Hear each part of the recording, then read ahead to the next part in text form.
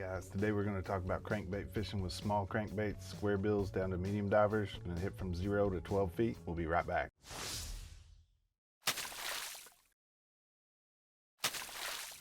Alright, first let's talk about line size. My basic rule of thumb is to use as light a line as the conditions will allow. This means if you're fishing heavy cover, trees, or grass, that may be up to 20-pound line.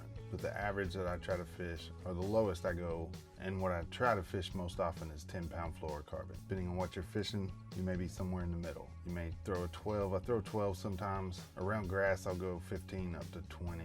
20, usually if I'm fishing 20, it's a bigger square bill though. Now, topsail line. I personally only use fluorocarbon.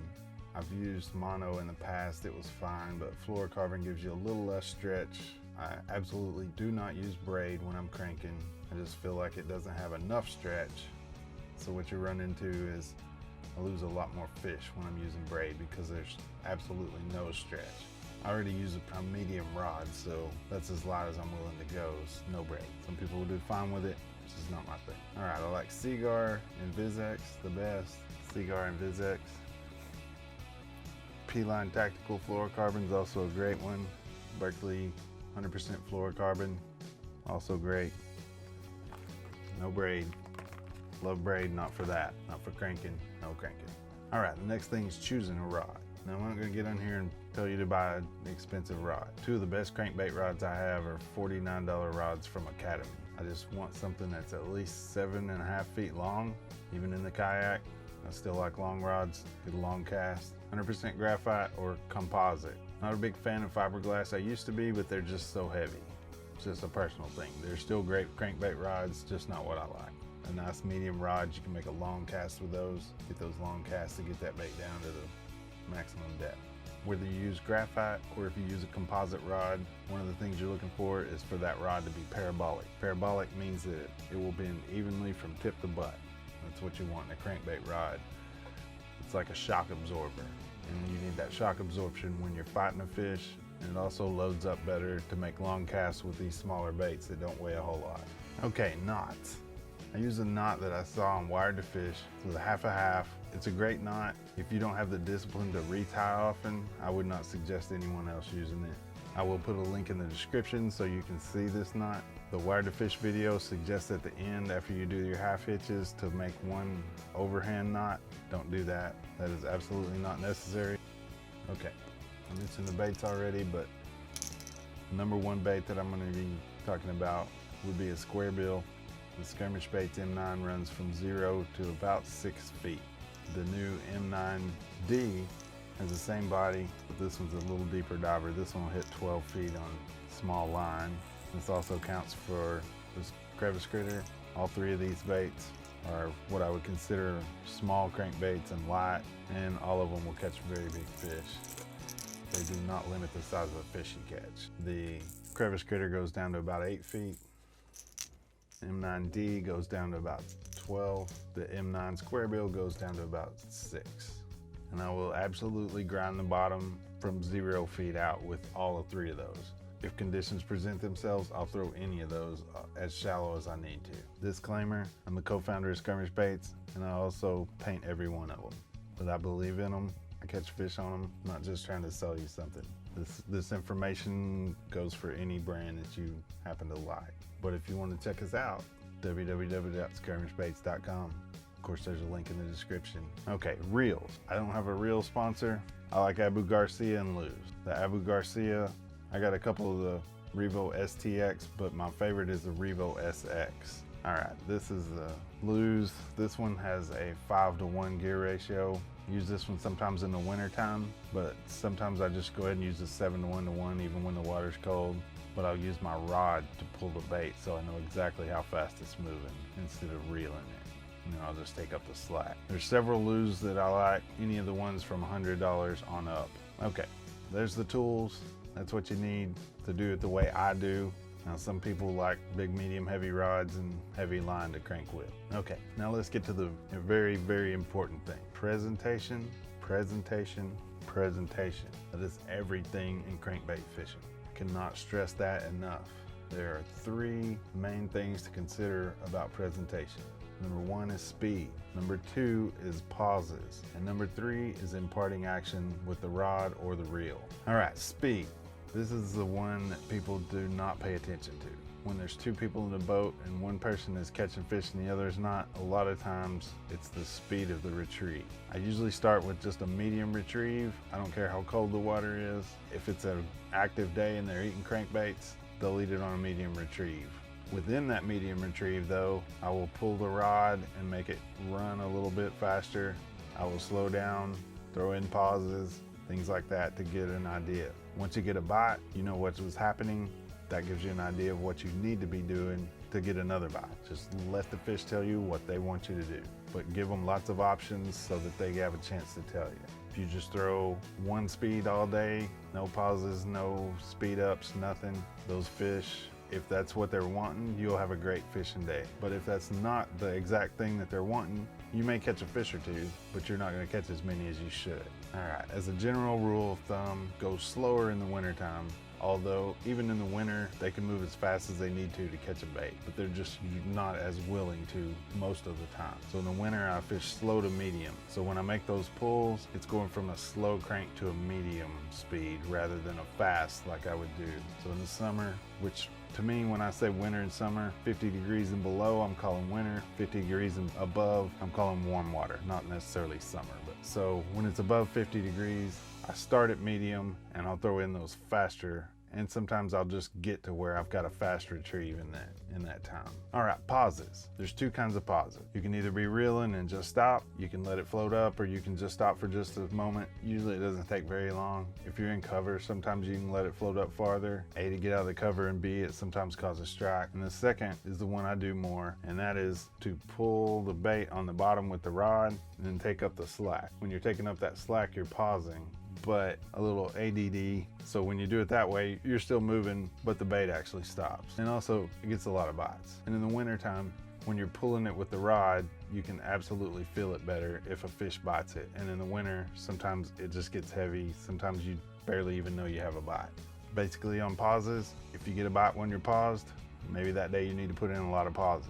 If you're getting bites when you speed it up, maybe that's not the day to do pauses. Some days I don't even pause at all after I get a few bites to see what's going on. And then some days I'm pausing a lot because I'm getting bites on the pause.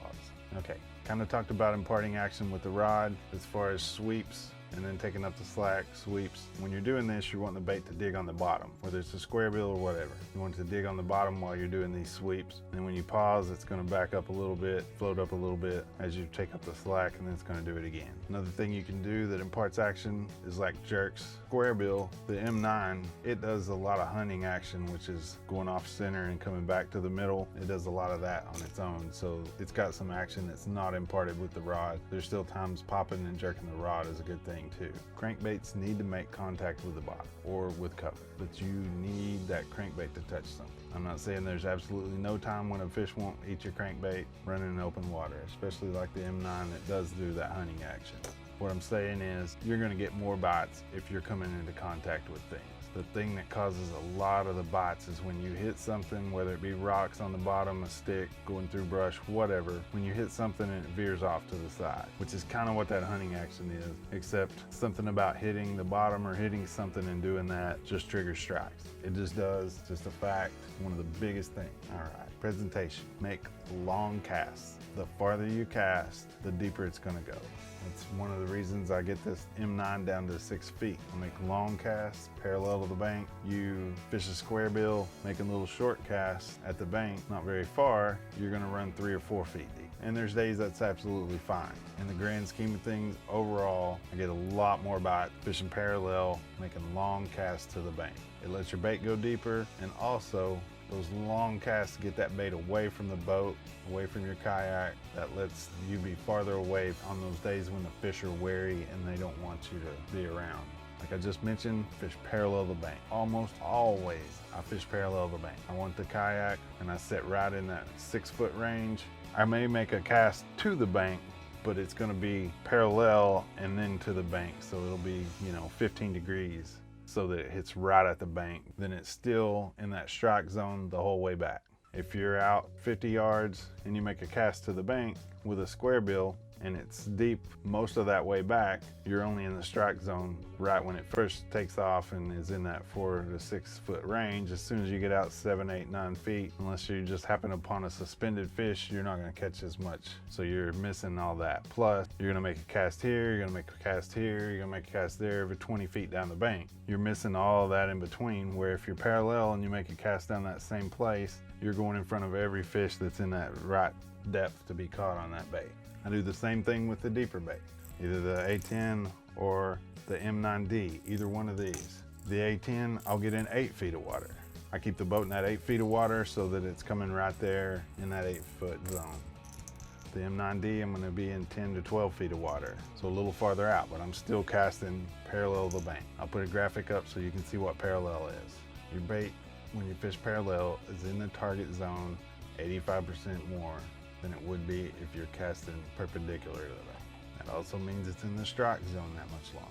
Another thing that this does, when you cast parallel, instead of just hitting all this cover that you can see, which by the way, hit those when you see them. You see a stick, throw at it, obviously. But you're gonna hit things underwater that you can't see when you're doing this. A lot of times those are the things that'll have the big fish on them because they don't get fished because people fish what they can see. Okay, colors. Basically, there are 3 basic color types that I throw. Shad color baits. This one's baity shad, cricket shad, sexy beast. It's also a shad. It's a different version of baity shad. All right, so you got your shad patterns, which also don't always mimic shad, but basically the silvers, the whites, things along that nature. And you have chartreuse. Chartreuse blue, chartreuse and black, straight chartreuse, whatever. There's just a time in the spring, pre-spawn, when sometimes they really like chartreuse. Also if the water's dirty. And the third main category is crawdads, which can be red, brown, or green, basically. There's other variations that are a little bit off of that, but if you're just trying to have a basic setup, red, brown, green. On any given day, if they're eating crawdads and they want a crawdad bait, they'll usually hit red, brown, or green of some variation. This is 90% of what I do with a crankbait. We'll talk about where to throw a crankbait, and we'll also do a little map study. I'm very excited for the new tournament season to start. We've got less than a month. I think I saw something today that said it was 43 days until the national championship. 787 kayaks on Kentucky Lake. Plus there'll probably be several bass boat tournaments. All right, I hope this was informative. I hope it helps you catch more fish on a crankbait. I'm excited to get this tournament season kicked off. Gonna have a great year. Fish some KBF events. If you're not a member of KBF, Kayak Bass Fishing, you should look into that. Chad Hoover runs a great organization. I'll put a link in the description to the KBF website if you want to look into that. I'm excited to get out there and get this tournament season kicked off. I'd also like to send a big shout out to OMTC, Ozark Mountain Trading Company, and to Hobie Kayaks. Don't forget to hit that subscribe button. Hit the bell if you want to be notified when I drop a new video also.